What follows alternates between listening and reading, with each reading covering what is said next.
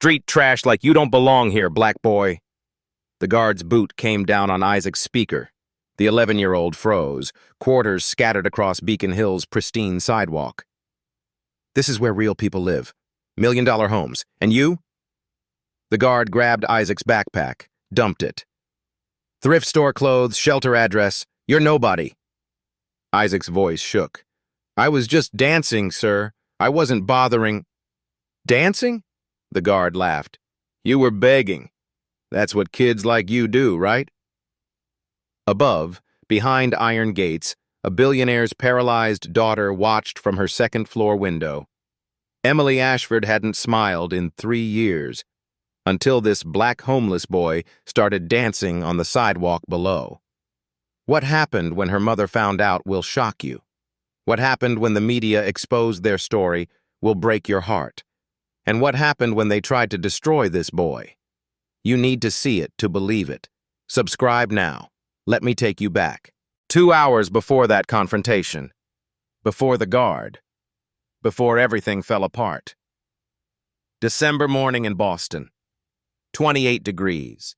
Cold enough to see your breath, cold enough to make hope feel impossible.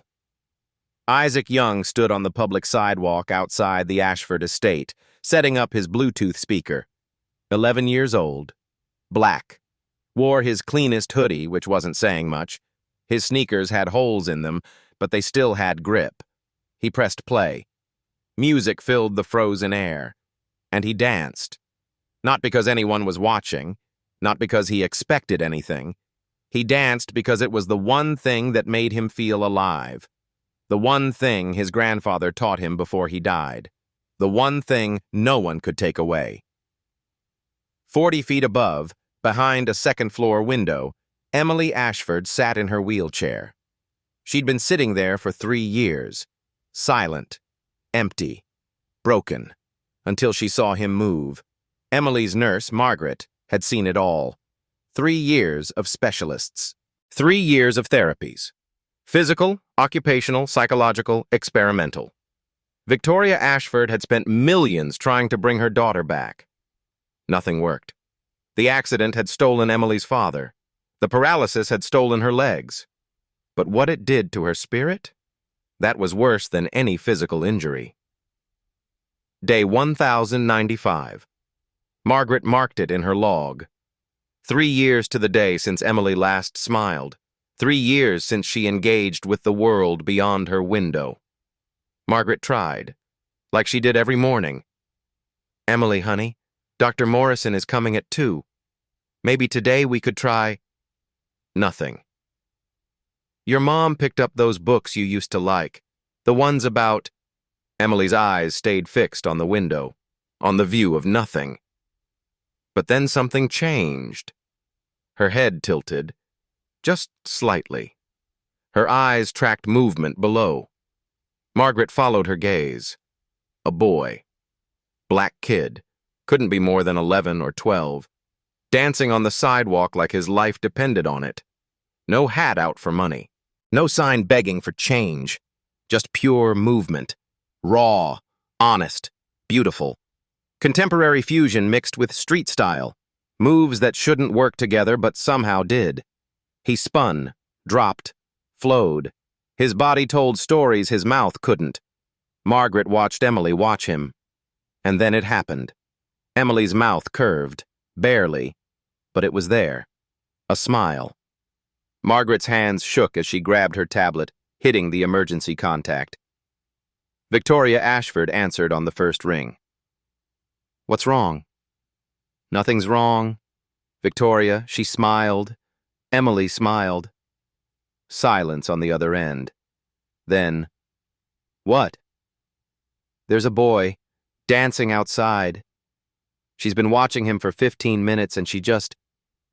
Victoria, she smiled. I saw it. A real smile. Victoria Ashford, CEO of a billion-dollar tech company, woman who negotiated with presidents, left her board meeting without a word. She was in her car within 3 minutes. Below, Isaac finished his set. He counted his earnings. $46 in quarters and bills. Not bad for a Tuesday morning. Enough to buy winter gloves for him and Tommy, maybe some extra socks. He was packing up when the black sedan pulled alongside the curb. Isaac tensed. He knew these cars. Private security, corporate types, people who didn't like seeing kids like him in neighborhoods like this. But the woman who stepped out wasn't security. Rachel, Victoria's assistant, approached with calculated warmth. Expensive suit, careful smile. "Excuse me. That was incredible." Isaac's guard went up immediately.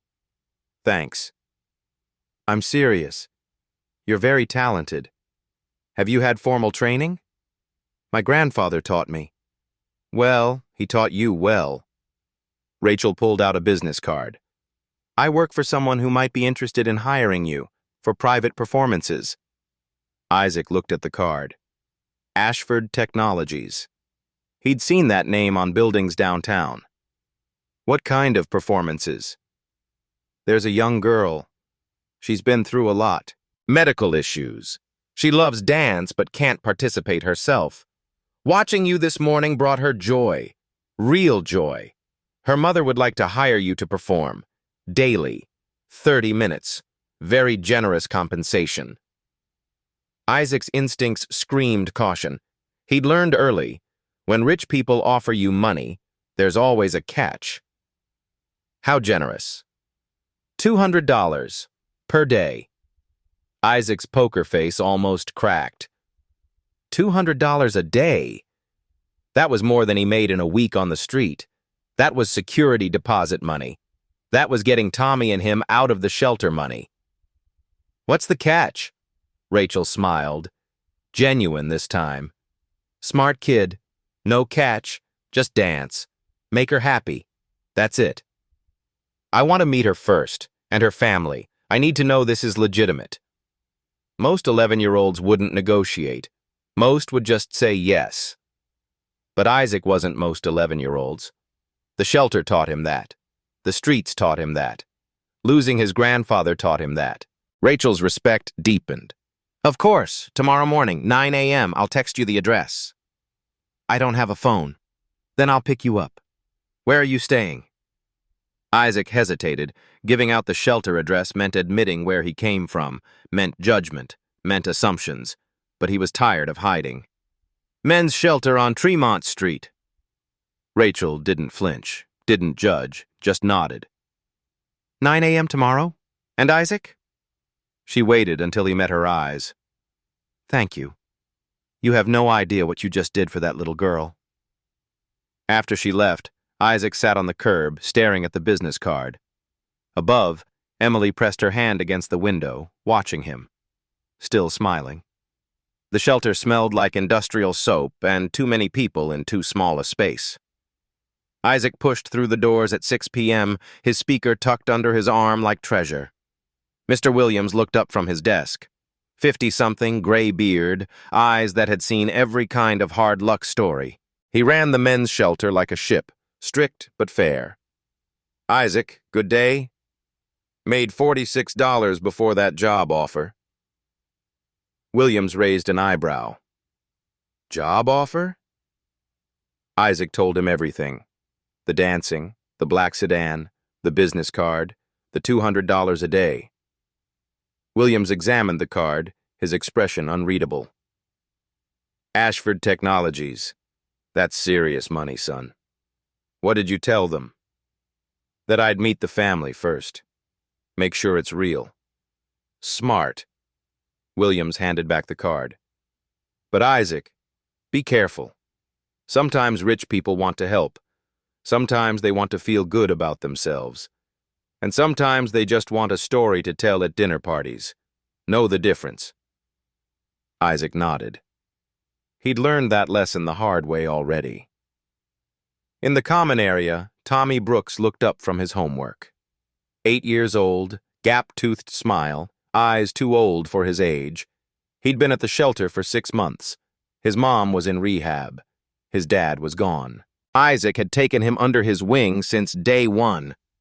"Isaac, did you get the gloves?" "Not yet, buddy, but soon. I got something better. I got a job." Tommy's eyes went wide. A real job? A real job. The other boys gathered around. Jason, Marcus, little Dev, who barely spoke English. They all looked at Isaac like he'd won the lottery. And maybe he had.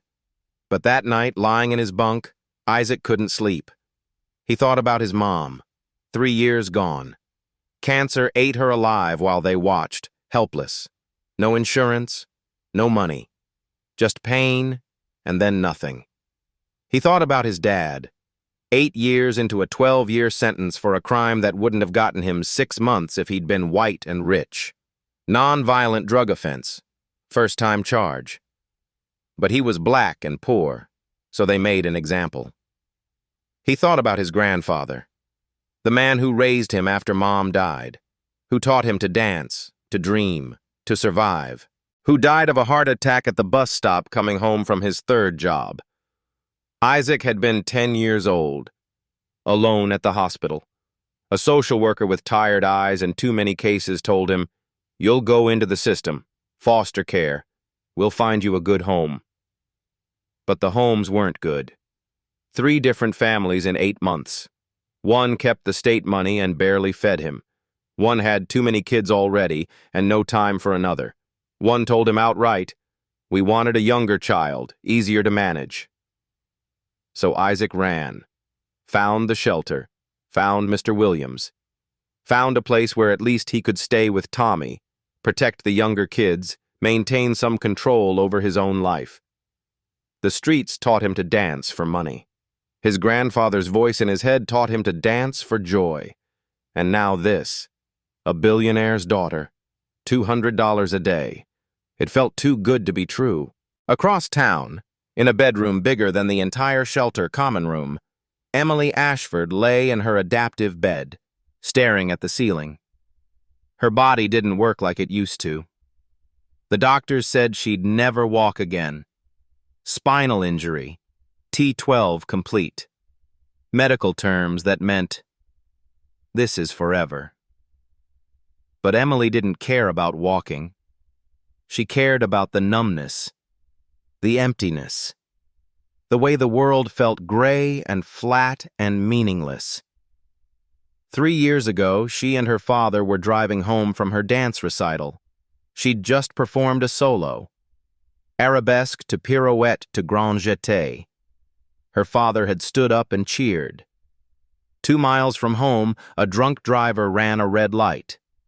Her father died on impact. Emily woke up in a hospital, paralyzed from the waist down, and something inside her just stopped. She stopped talking, stopped crying, stopped feeling. Until today. Until she saw a boy who had every reason to stop moving, who kept dancing anyway. Victoria entered without knocking. She never knocked anymore. Privacy was a luxury Emily had lost along with everything else. "Margaret told me you smiled today." Emily didn't respond. Couldn't. Wouldn't. "She said there was a boy dancing outside." Victoria pulled up the security footage on her tablet, watched Isaac move, watched Emily watch him. "I hired him. He starts tomorrow, if that's okay with you." Emily's hand moved, just slightly. Thumb up. The first voluntary communication in 1,095 days. Victoria's eyes filled with tears she wouldn't let fall. "Okay, baby. Okay." Rachel's car pulled up to the shelter at exactly 9 a.m. Black sedan, leather seats, climate control that made Isaac's skin prickle after the morning cold. He'd worn his best clothes, which meant jeans without holes, a hoodie he'd washed twice, and sneakers he'd cleaned with a toothbrush. He still looked like exactly what he was. The drive to Beacon Hill took 12 minutes. Might as well have been 12 light years. Row houses became estates. Apartments became mansions. Chain link became wrought iron. The Ashford estate sat behind gates that cost more than most cars. Colonial revival architecture. White columns, marble fountain, Oak trees that had been alive since before Isaac's grandfather was born. Rachel pressed a button. The gates swung open. Isaac's stomach tightened. The driveway curved through manicured lawn that looked like a golf course. The house itself rose 3 stories, every window gleaming. "Try not to be intimidated," Rachel said quietly. "Mrs. Ashford can be intense, but she loves her daughter. That's what matters." They parked. Rachel led him up 5 stone steps to a door that belonged in a castle. Inside, the air smelled like money, fresh flowers, expensive wood polish, something baking in a kitchen Isaac couldn't see. The foyer had a chandelier bigger than his bunk, marble floors that echoed with every step, a staircase that spiraled up like something from a movie. Isaac kept his hands in his pockets, afraid to touch anything, afraid to break something worth more than his entire life. "This way." Rachel led him upstairs. The hallway was wider than the shelter's common room. Paintings on the walls. Real paintings, not posters. She knocked on a door at the end of the hall. "Come in." The room beyond took Isaac's breath away. 40 square meters, floor-to-ceiling windows with a view of the garden, a bed that looked like a cloud, a piano in the corner, equipment everywhere, wheelchair, walker, parallel bars, therapy tools, and in the wheelchair by the window, a girl, blonde, pale, thin in a way that spoke of hospitals and not eating enough, but her eyes were sharp, aware, watching him with an intensity that made Isaac want to both run and stay. "Emily, this is Isaac Young. Isaac, this is Emily Ashford." Isaac stepped forward, not too close. Respectful space. "Hi, I'm Isaac. I saw you watching yesterday from up here. You've got a really good view. Could see all my moves." Emily didn't respond, didn't smile, just watched. The silence stretched. Then she blinked. Once. Deliberate. Rachel translated. "That means hello." "Oh, cool." Isaac relaxed slightly. "So, Rachel said you like dance? I could perform some stuff if you want. Or we could just, hang out. Whatever you're comfortable with." The door opened behind him. Victoria Ashford entered like weather. Power suit. Heels that clicked on hardwood. Eyes that could calculate your net worth in 3 seconds. She looked at Isaac. Really looked. Took in the thrift store clothes, the worn sneakers, the careful posture of a kid who knew he didn't belong. "You're the dancer." "Yes, ma'am." "Rachel says you're talented." "I do my best, ma'am." "Why dance?" The question caught him off guard. "Ma'am? Why do you dance? For money? Attention? What?" Isaac met her eyes, refused to look away. "Because my grandfather taught me, and because when I dance I feel like I'm exactly where I'm supposed to be, even if I'm nowhere at all." Victoria's expression didn't change, but something shifted behind her eyes. "Rachel will explain the contract. 200 per day, 30 minutes, 1-month trial. You'll perform here in Emily's room. You'll sign an NDA. I need to know what she likes first." Victoria stopped. "What?" Isaac gestured to Emily. "What kind of music does she like? What styles? Fast or slow? I need to know what makes her happy. Otherwise, I'm just dancing at her, not for her." Emily's hand moved, pointed at the piano. "Classical," Victoria said quietly. "She used to play. Before." Isaac nodded. "I can work with that." "Good. Rachel, handle the paperwork. Isaac, you start tomorrow." But Isaac didn't move. "Actually, ma'am, could I start now? I brought my speaker." The contract had 6 pages. Isaac read every word. Rachel watched, surprised. Most people just sign. Most people haven't had to learn the hard way, Isaac said, eyes scanning clause after clause. NDA, standard, photography rights for therapeutic documentation only, reasonable, termination clause heavily favored employer, not reasonable. This section says you can terminate at any time for any reason, but I have to give 2 weeks' notice. That's not fair. Rachel blinked. You're 11. I'm 11, and I know when a contract is one-sided, I want a mutual termination clause. Either party, 1 week notice, no penalty. Mrs. Ashford won't, then ask her. 10 minutes later, Victoria returned with a red pen.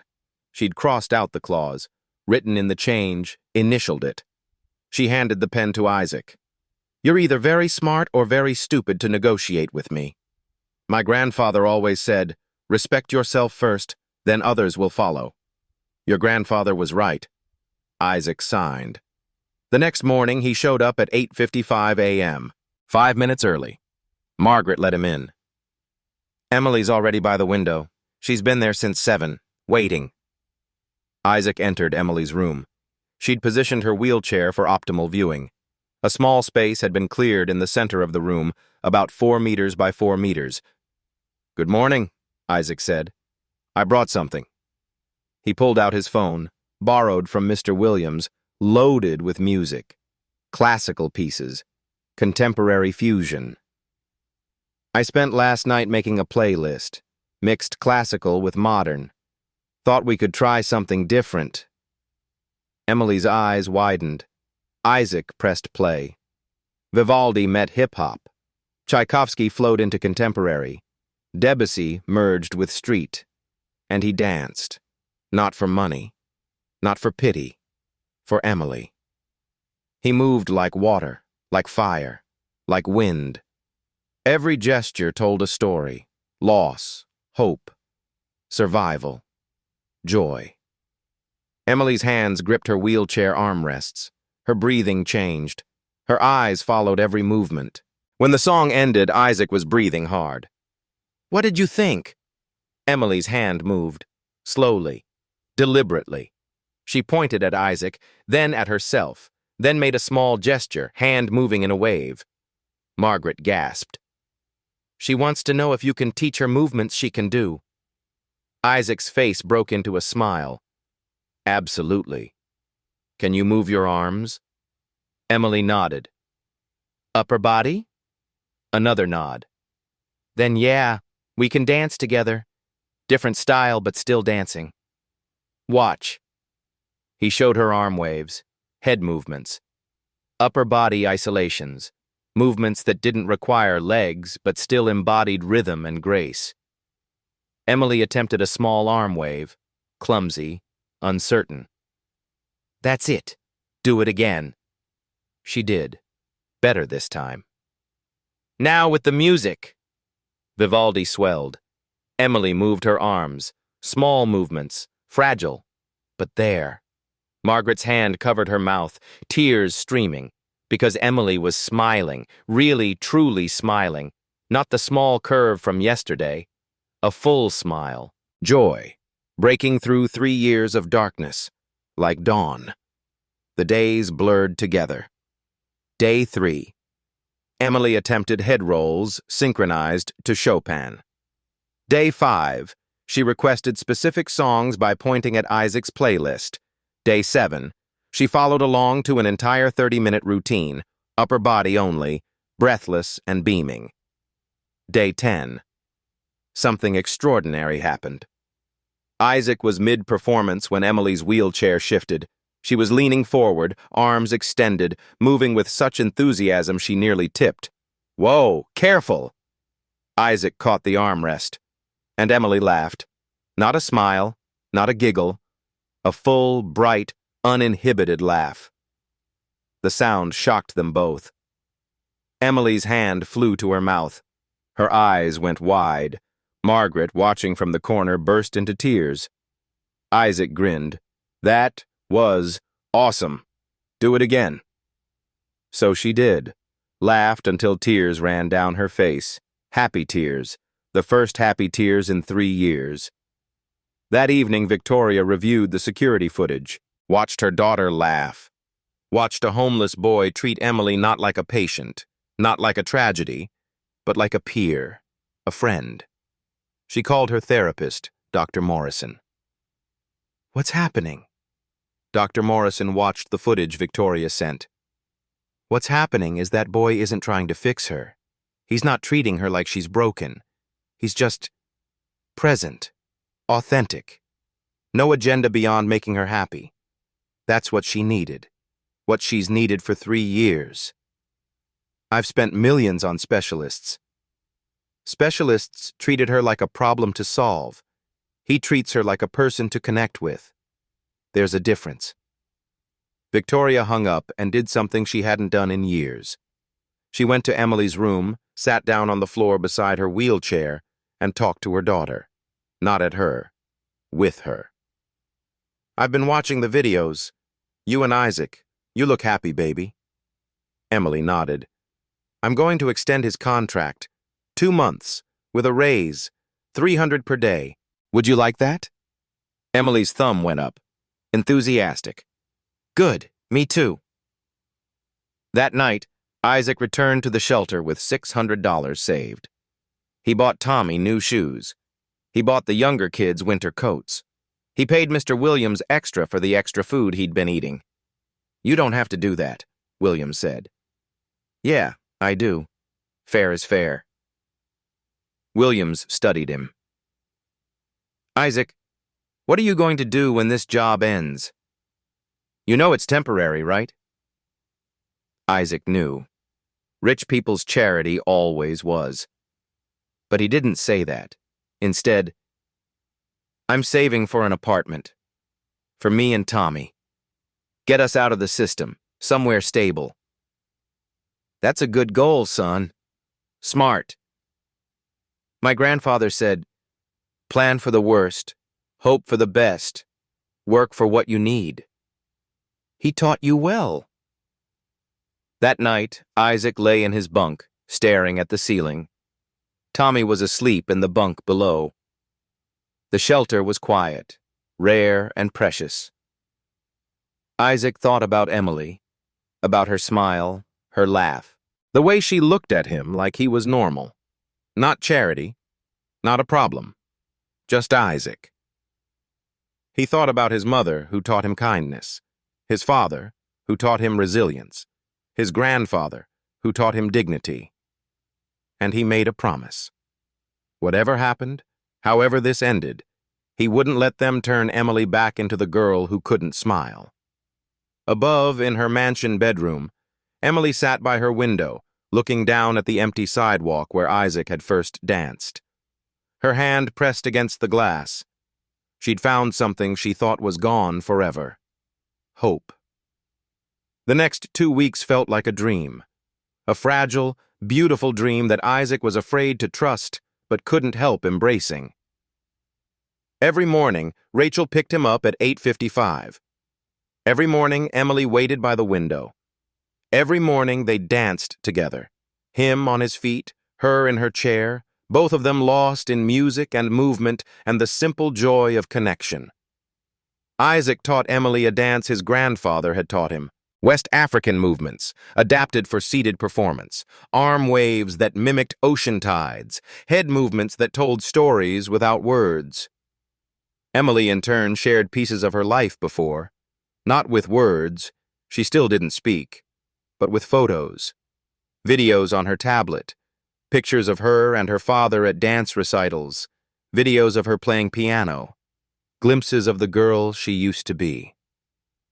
Isaac looked at a photo of Emily mid-leap, both feet off the ground, joy radiating from every pixel. "You were incredible," he said quietly. Emily wrote on her tablet, "I felt free." "You can still feel free, just different way." She wrote, "How did you stay free? After losing everything?" Isaac thought about his answer. Really thought. "I didn't lose everything. I lost a lot. But I kept dancing. I kept Tommy safe. I kept showing up. Sometimes that's all you can do. Just show up and keep moving." Emily nodded. Wrote, You showed up for me. You showed up for me, too. You remind me why dancing matters. That evening, Victoria offered Isaac the extended contract. 3 months, $400 per day, plus funding for formal dance training at the Boston Academy of Performing Arts. Isaac stared at the offer letter. Why? Victoria's mask slipped, just for a moment. Because you gave me my daughter back, and because you deserve the same opportunities as anyone else. Talent doesn't care about zip codes. Isaac signed. That night, he told Tommy, "We're getting out. 6 months, maybe less.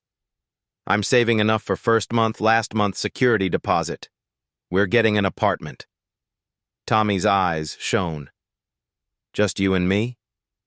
Just you and me, buddy. Family. For 2 perfect weeks, everything was good.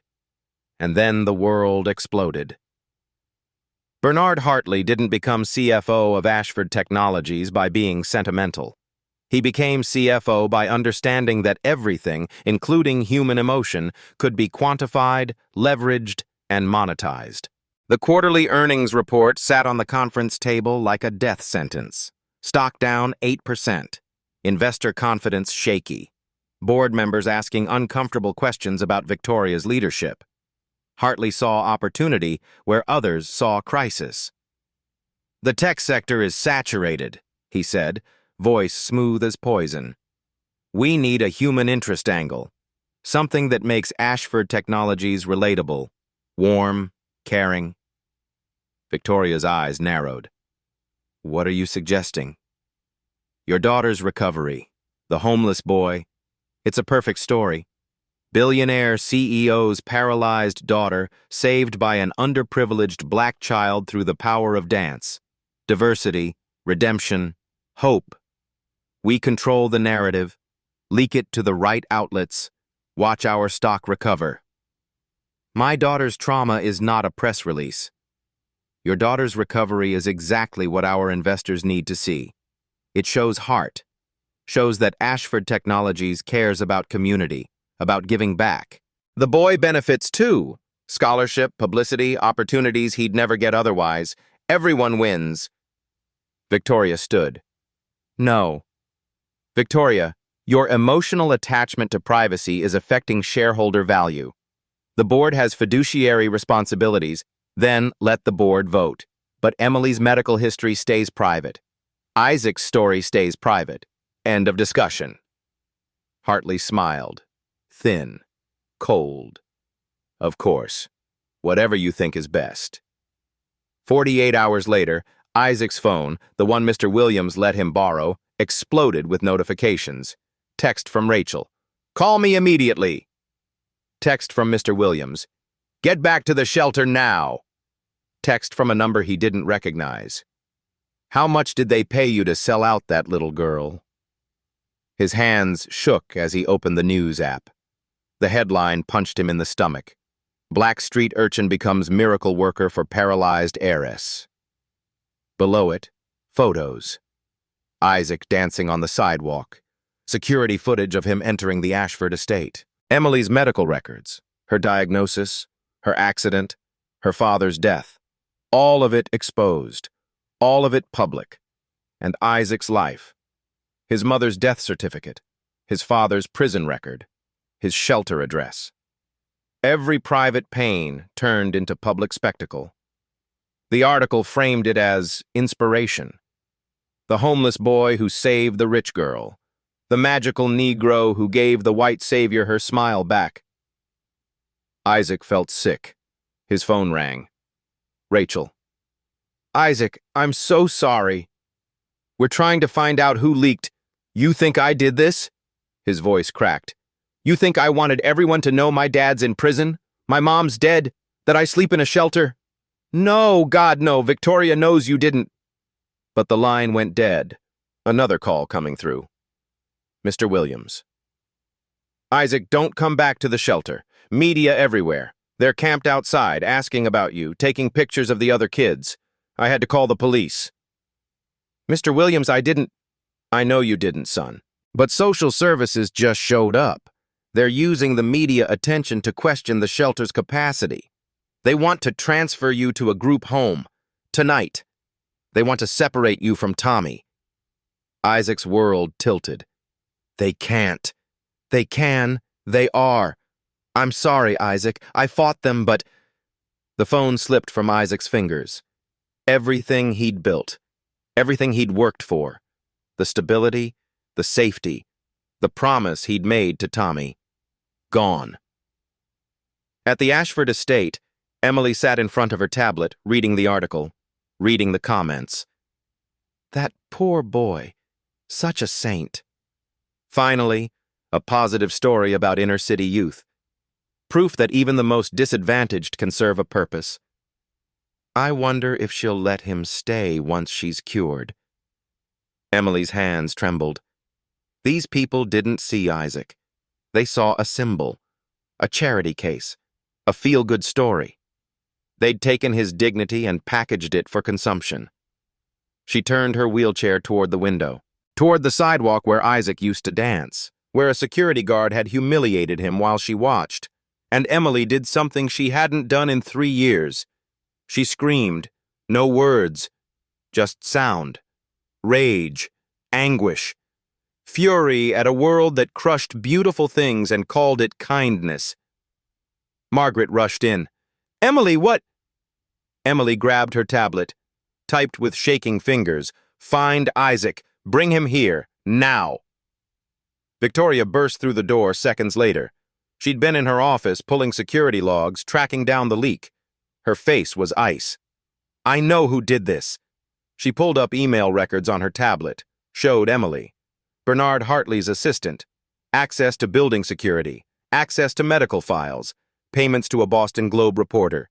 Email chain discussing strategic leak and maximizing emotional impact.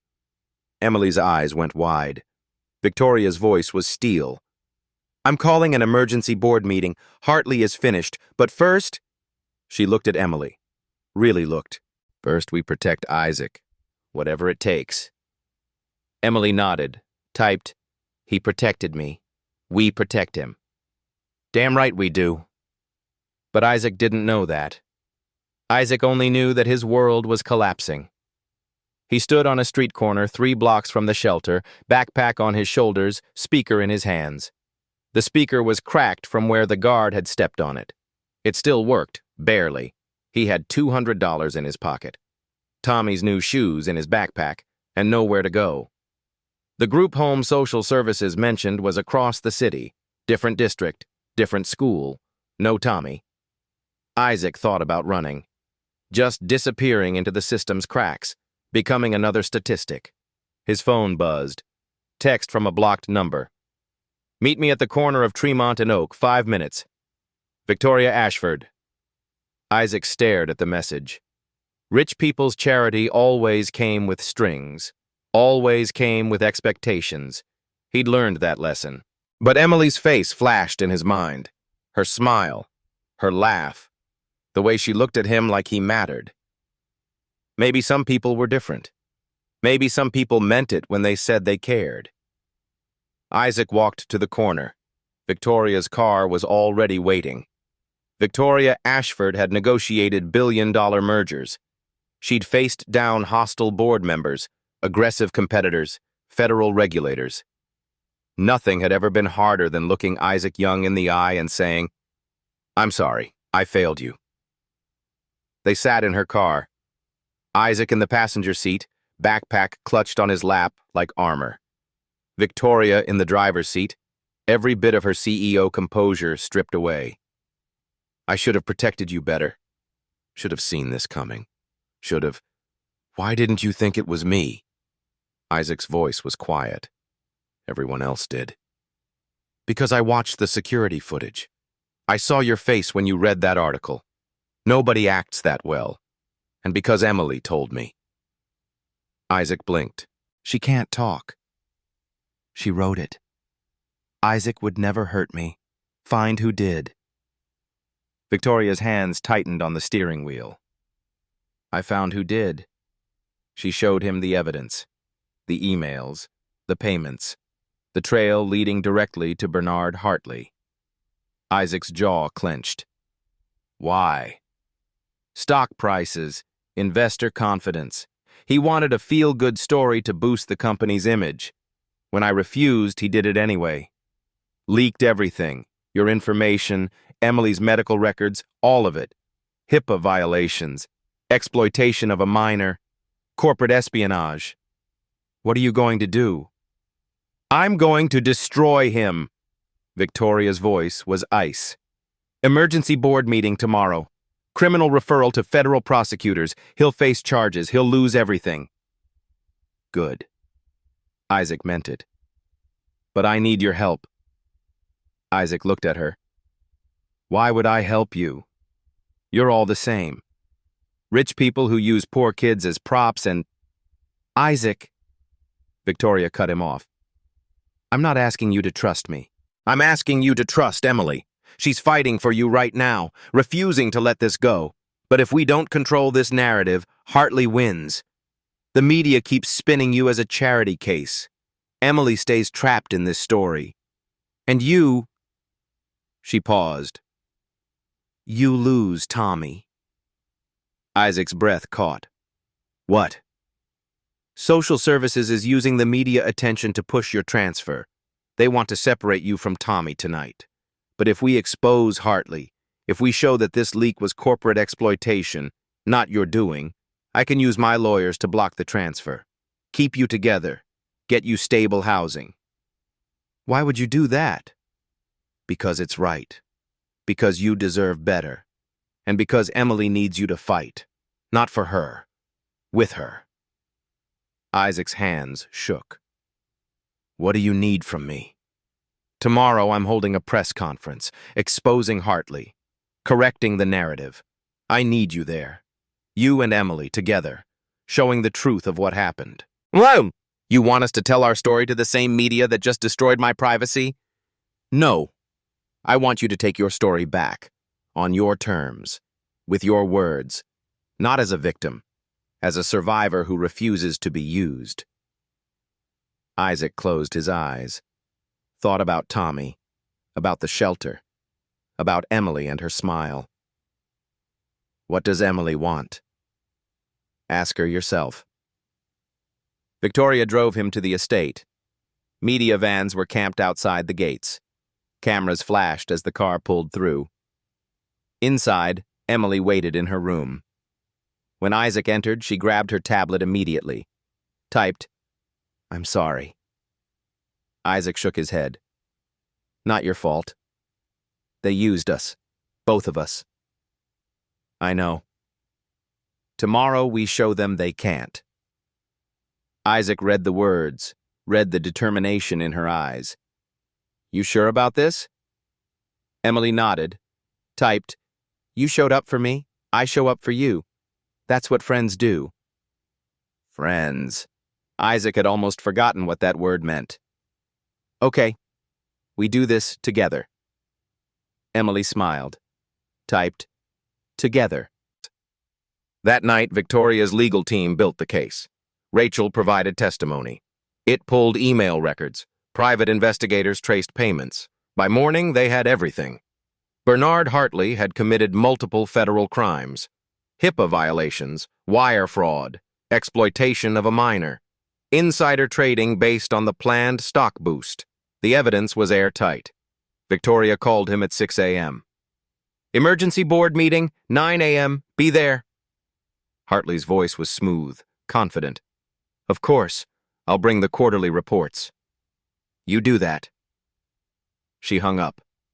Looked at Isaac and Emily sitting side by side, one in a wheelchair, one in borrowed clothes, both of them warriors. Ready to take down an empire? Emily's thumb went up. Isaac grinned. Let's do it. The Ashford Technologies boardroom was designed to intimidate. Floor-to-ceiling windows overlooking Boston Harbor. A table that cost more than most cars. Leather chairs that whispered power. Bernard Hartley entered at 8:58 a.m. Perfectly pressed suit. Confident smile. He'd played this game before. He didn't know the rules had changed. Victoria sat at the head of the table, Rachel beside her. The board members arranged on both sides, old money, new money, people who'd built empires and people who'd inherited them. And at the far end, Isaac and Emily. Hartley's step faltered. Victoria, this is a board meeting. Why are there children? Sit down, Bernard. The steel in her voice made him freeze. He sat. Victoria stood, pressed a button. The room's screens came alive. For 3 years, my daughter has been silent, trapped in grief and trauma. 6 weeks ago, a young man named Isaac Young helped her find joy again. Not through expensive therapy, not through medical intervention, through simple human kindness. She clicked. Images appeared. Isaac dancing, Emily smiling, both of them laughing. I hired Isaac privately, paid him fairly, protected both their privacy, because that's what decent people do. Another click. The Boston Globe article appeared on every screen. 48 hours ago, someone leaked confidential medical records, personal information about a minor, and a fabricated narrative designed to manipulate public emotion. Hartley's face remained neutral, but his fingers tapped the table. Once. Twice. Victoria, if you're suggesting... I'm not suggesting anything, Bernard. I'm showing you evidence.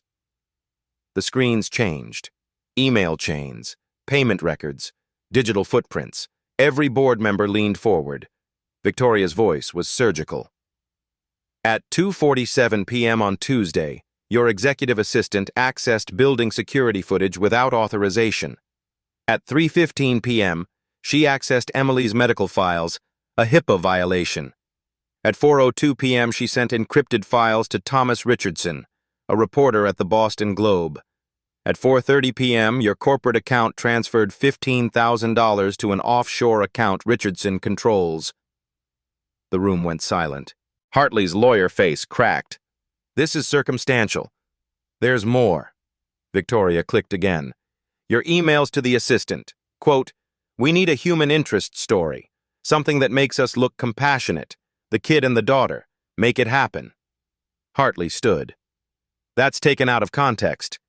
Sit down. He sat. Victoria looked at each board member.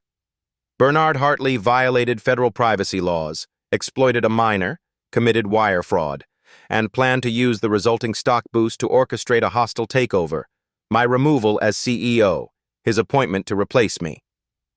She showed the final emails. Hartley's plans laid bare, conversations with outside investors, promises of new leadership, and profit-focused management. The board members' faces hardened.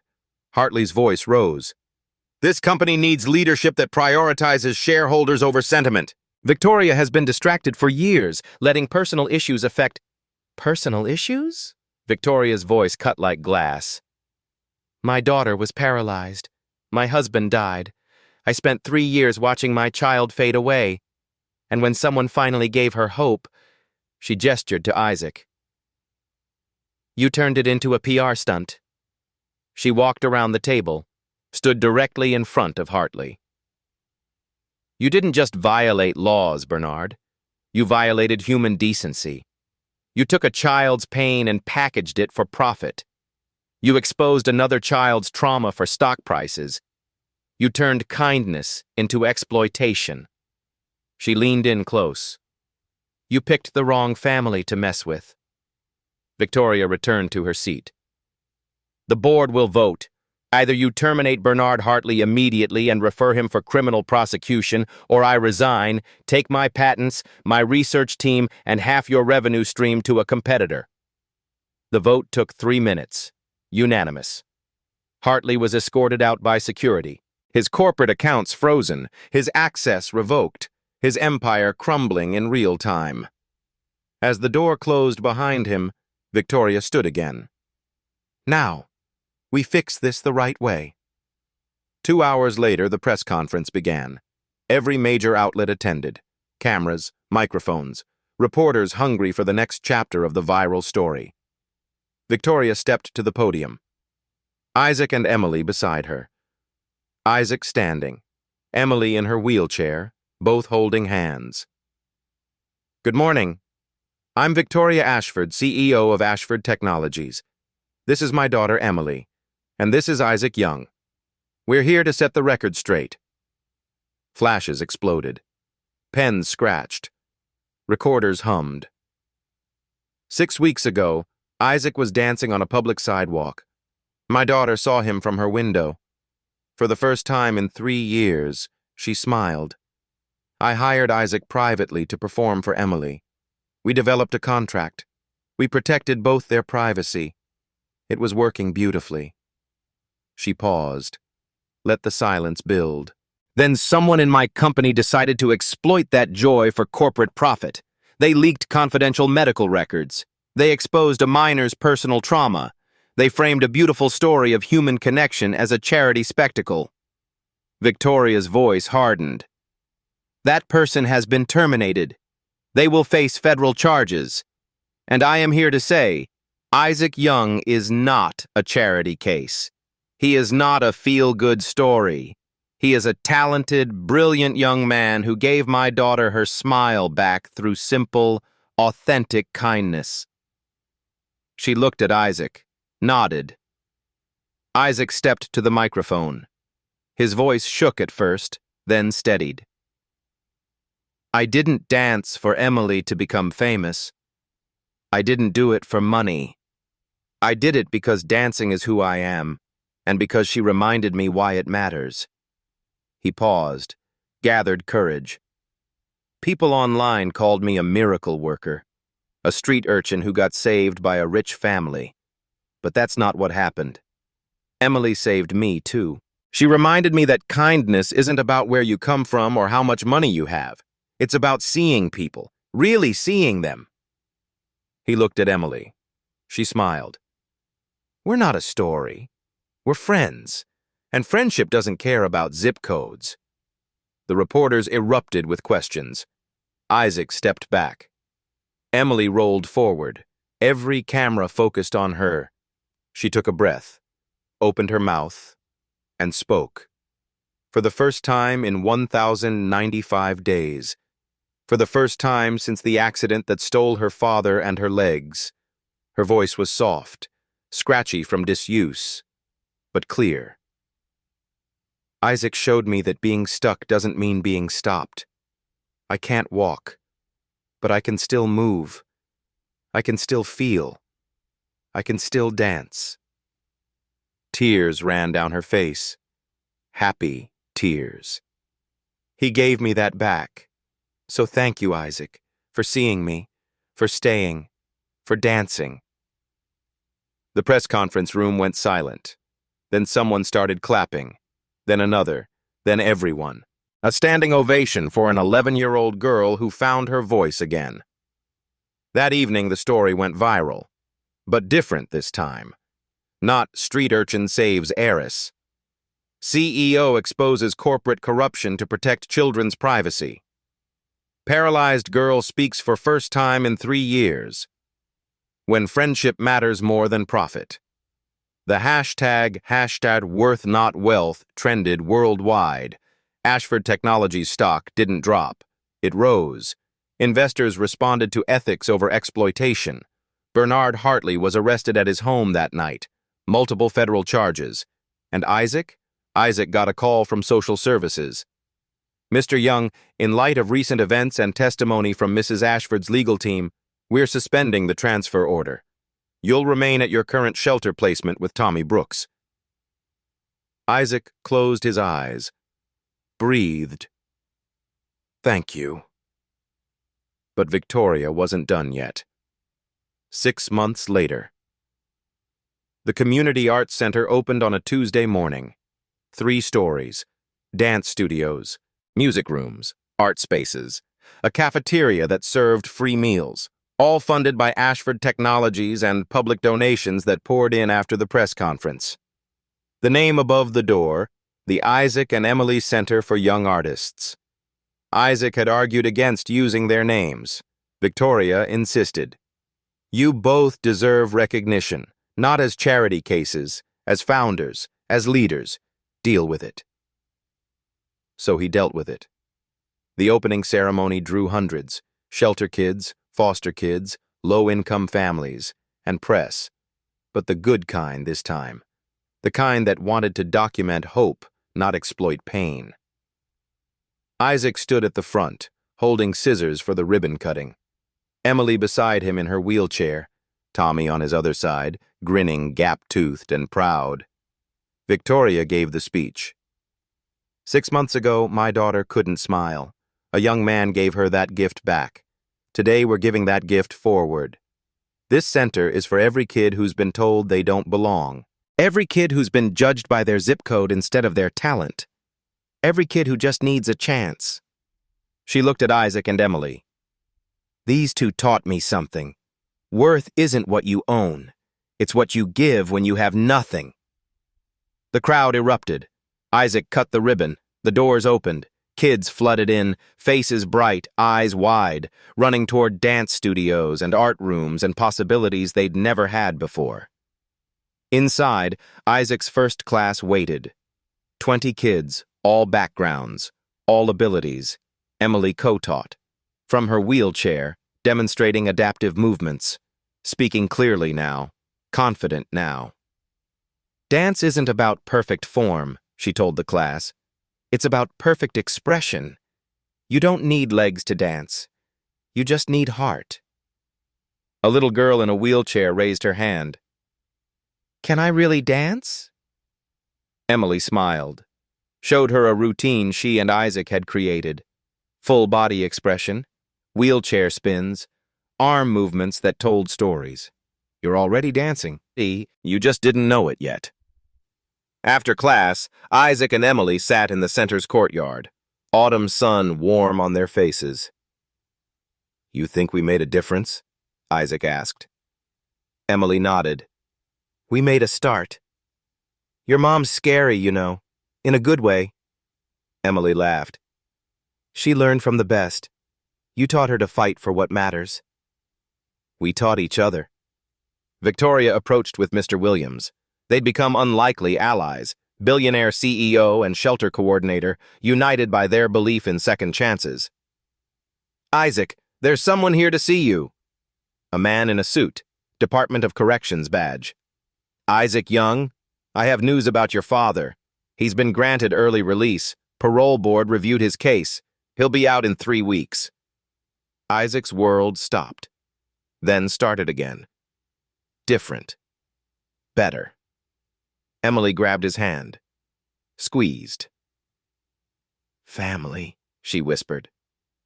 Isaac squeezed back. Family. 1 year later, the Isaac and Emily Center had expanded to 3 locations across Boston.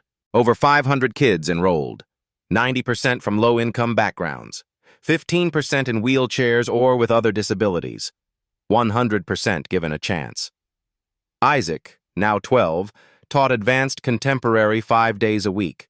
Still lived in transitional housing with Tommy and his father, who'd found work as a maintenance supervisor, who'd stayed sober, who'd fought every day to be the dad Isaac deserved. Emily, also 12, performed in her first adaptive dance competition. Took 3rd place, cried happy tears on the podium. Victoria stepped down as CEO, started a nonprofit, focused full-time on expanding the center model nationwide. Margaret became the center's wellness director. Mr. Williams joined as community outreach coordinator. Rachel managed operations. Even the reporter, Thomas Richardson, faced consequences. Lost his job. Paid fines. Wrote an apology that actually felt genuine. Bernard Hartley served 18 months in federal prison, lost everything. Exactly as he deserved. And the security guard who started it all? He applied for a job at the center. Isaac interviewed him personally. Why should I hire you? The guard looked at his hands. Because I was wrong. Because I judged you by your zip code instead of your character. Because I want to do better. Isaac thought about his grandfather, about forgiveness, about second chances. You start Monday, minimum wage. You work your way up. Fair? More than fair. On the center's first anniversary, they held a celebration, hundreds of kids performing, dancing, painting, singing, creating. Isaac and Emily sat in the front row, watching a 6-year-old boy in a wheelchair perform a routine they'd taught him. "You think we changed the world?" Emily asked. Isaac smiled. "We changed our world. That's enough." The boy finished his dance. The crowd roared. And somewhere in Boston, another kid who'd been told they didn't belong walked through the center's doors, ready to dance, ready to belong, ready to discover their worth. If this story touched you, hit that subscribe button. Share it with someone who needs to remember that kindness is stronger than cruelty, that worth isn't measured in dollars, that one person really can make a difference. Comment below. What's your worth, not wealth moment? When did someone see your value when the world saw nothing? We're all just dancing through this life. Let's make sure everyone gets a chance to move.